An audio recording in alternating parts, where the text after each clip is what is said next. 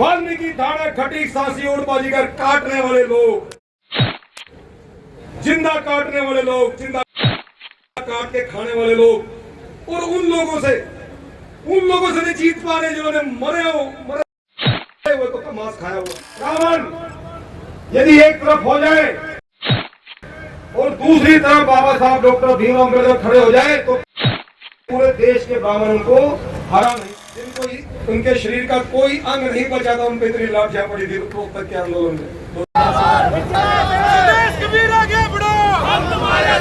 बाबा साहब डॉक्टर भीमराव अम्बेडकर जी के 132वें जयंती समारोह पर आज बीएससी समाज इतनी भारी संख्या में पहुंचा। मैं आप सबका हार्दिक अभिनंदन करता हूं, आपको बधाई देता हूं, आपको नमन करता हूं, मेरा प्रणाम स्वीकार करें।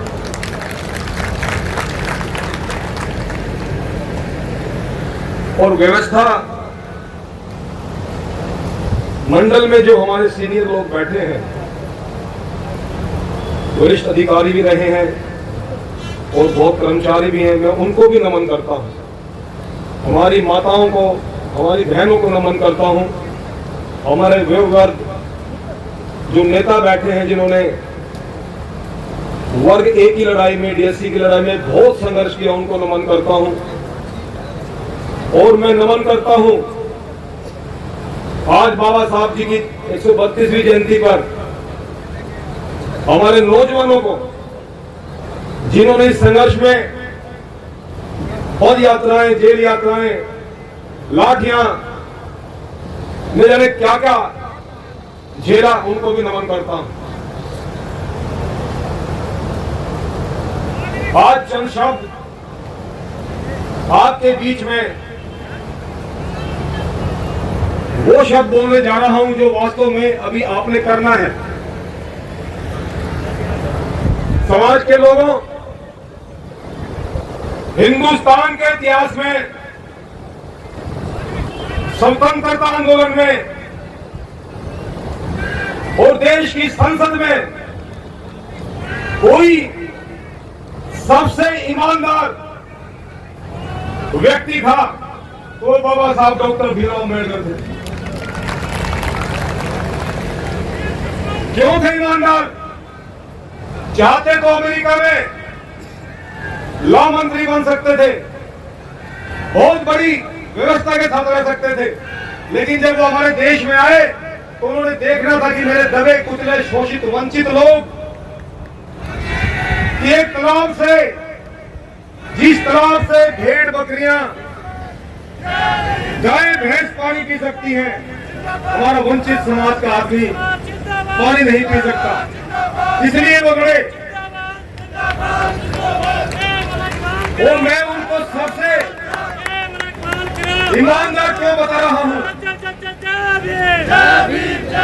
आप सबका स्वागत है, जो नौजवान साथी हैं बैठिए। मैं उनको सबसे ईमानदार व्यक्ति कैसे बता रहा हूं? मदन मोहन मालवीय ने कहा था कि पूरे देश के ब्राह्मण यदि एक तरफ हो जाए और दूसरी तरफ बाबा साहब डॉक्टर भीमराव अम्बेडकर खड़े हो जाए तो पूरे देश के ब्राह्मण उनको हरा नहीं सकते। ऐसे थे बाबा साहब डॉक्टर भीमराव अम्बेडकर। जब उनके बेटे की मौत हुई गंगाधर की, और उनकी पत्नी ने फोन किया कि गंगाधर चल बसा, तो उस समय व्यवस्था क्या थी? कफन खरीदने तक के पैसे नहीं थे बाबा साहब के पास। यहां से शपथ लेके जाना पड़ेगा।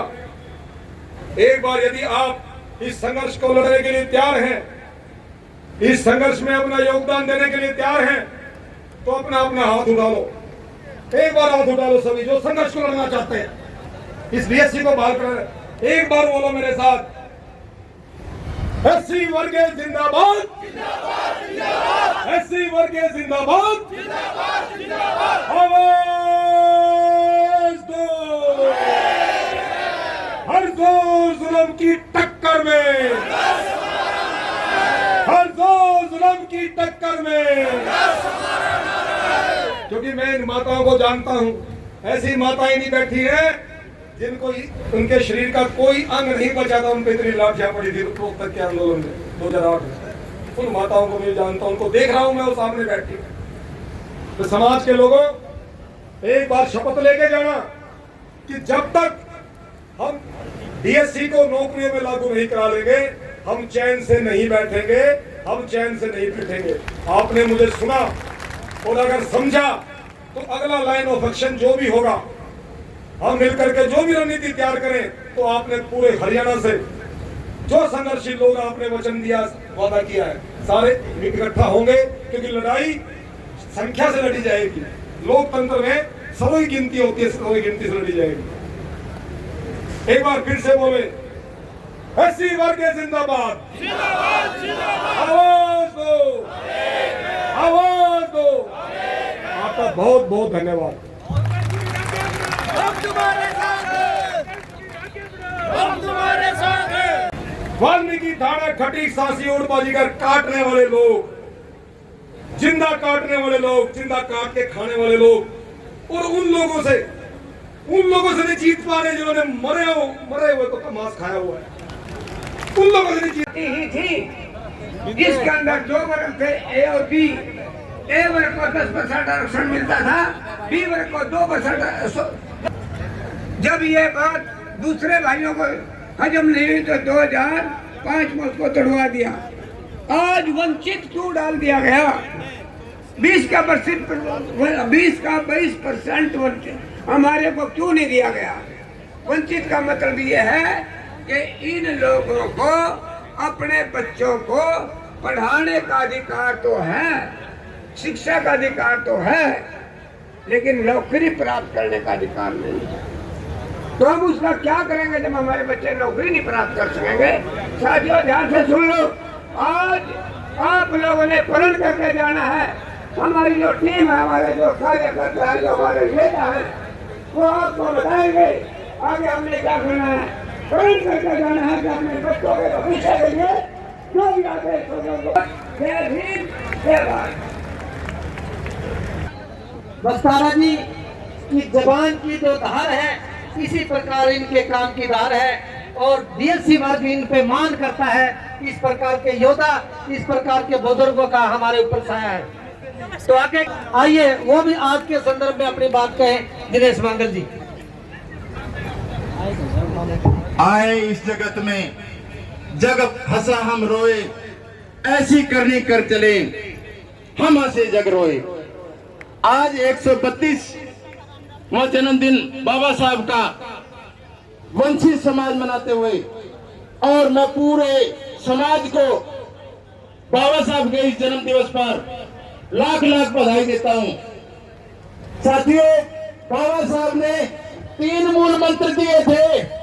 जिन लोगों ने वो 3 मूल मंत्र माने हैं, साथियों, वो आज आसमान पर हैं। हम लोगों ने नहीं माने, आज हम जमीन पर हैं।